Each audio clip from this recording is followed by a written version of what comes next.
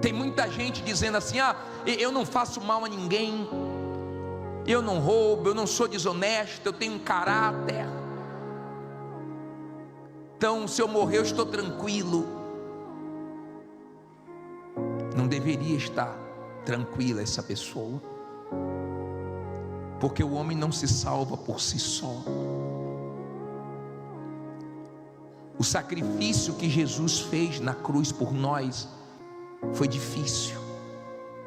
Ele gemeu, ele chegou a orar ao Pai, pedindo: se possível, passe de mim esse cálice, porque ele sabia o quanto ia doer aquela morte, e morte de cruz, o quanto ia ser difícil passar pelo que ele estava passando, mas ele aceitou morrer na cruz por nós, para abrir uma porta de salvação, estreita, difícil de passar, mas vale a pena.